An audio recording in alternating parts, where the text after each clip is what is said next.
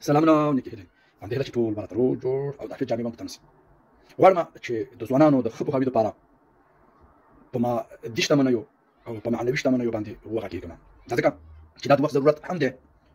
او اوس وخت کې اکثره ځوانان صرف مادي شتمنیو ته ترجیح او اولویت ورکوي او معنوي شتمنۍ ورته هیڅ نه ښکاري او د دوی فکر داسې جوړ شوی که چېرته مادي شتمنۍ ولري نو ته هر څه لري خو دا غلطه خبره ده عالمان هم وایي او د وخت په کتابونو کې او تجربو کې هم راغلي چې معنوي شتمنۍ تا ته مادي شتمنۍ هم در بخښلی شي اما مادي شتمنۍ معنوي شتمنۍ نشي در بخښلی ځکه چې مادي شتمنۍ فکر چا پیدا کړل له ځان سره دا په دې کې ډوبېږي غرقېږي او ټول تمرکز فکر په انداز کې اوسي نو دی هیڅکله د دې نه وزګارېږي چې دا د معنوي شتمنیو څخه برخمن شي مادیت څه ته وایي دا وایي موټر ته لوکس ژوند ته پیسې ته او چکرو ته دا مادیت دي چې ته پیسه ولري کور ولري ګاډي ولري او معنوي شتمنۍ دې ته وایي چې ته ورورګلوي وپېژنې د هغې حق وپېژنې اخلاق وپېژنې په انسانیت باندې ژوند وکړي ژوند ته د ژوند کولو طریقه وپېژنې نبوي اخلاق وپېژنې خپل هدف وپېژنې دا معنوي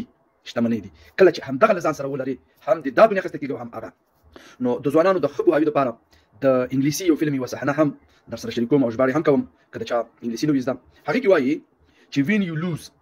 your money then you lose nothing کله چې ته خپلې پیسې وبایلې نو تا هېڅ د لاسه نه دي ورکړي او موږ پښتانه هم دا خبره کوو چې پیسه د لاس خیرې دی که لاړله بیا به راشي وایي چې سر یې خولې ډېرې بعضې دا متل هم کوي د همدې دپاره نو پیسه چې ژوند انسان ژوندی اوسي پیسه ځي او راځي نو بل ځای کې وایي چې when you lose your health وایي کله چې ته خپل صحت د لاسه ورکړې then you lose something یعنی نو وایي پوه شه چې کله وایي ته صحت د لاسه ورکړې وایي پوه شه چې تا یو څه دې د لاسه ورکړ when you lose کله چې ته when you lose your character کله چې ته خپل شخصیت د لاسه ورکړې then you lose everything هر څه د لاسه ورکوي کله مو چې خپل شخصیت د لاسه ورکړل نو بیا تاسې هر څه ورکوئ او شخصیت په څه باندې جوړېږي شخصیت په معنوي شتمنیو باندې جوړېږي نو فلهذا ته باید ښه اخلاق ولرې د ورورګلوۍ خیال وساتې په اخلاقو سره ژوند سفري کې د انسانیت او د مسلمانیت په ارزښت باندې پوه شې او همدغه رقم چې د دنیا ته راغلی هغه هدف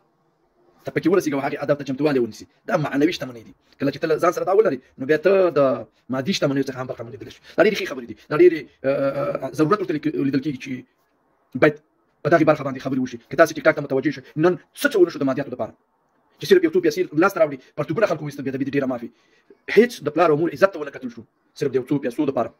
دوی هر څه د لاسه ورکړل او هماغه څه دی چې ویل کېږي پیسه چې دي لس مخه لري صرف یو مخ هغه مخ لري چې ته یې نیکو کارونو ته استعمال کړي نور ټول د فتنې نه دي ډک دي او د دې لپاره بیا چې ښه استعمال شي نو د حضرت ابوبکر د حضرت عثمان رضی الله تعالی عنه په شانتي سړی پکار دی چې د دې صحیح استعمال وکړي نو زه په دغې برخه کې هغې ځوانانو ته د دې خبرې یادونه کوم چې تاسې معنوي شتمنیو باندې کار وکړئ دا وپېژنئ او دې باندې لاړ شئ د خپل د ژوند تګلارې وګرځوئ نو انشاءالله ستاسې مادي شتمنۍ ورسره هم راتللی شي او د لوکسوس ژوند نه هم برخمن کېدلی شي په داسې حال کې په هغه وخت کې چې تاسې معنوي شتمنۍ له ځان سره ولرئ ځکه معنوي شتمنۍ چې له ځان سره ونه لرئ مادي شتمنۍ به مو تر یو وخته پورې بې د لاسه ورکوئ نو په همدې هیله چې زما خبرې مو د زړه په غوږونو اورېدلې او ټولنې ته د اصلاح سبب وګرځي مې ته راکړي اجازت پر مسپارم خان د وبا د سلوله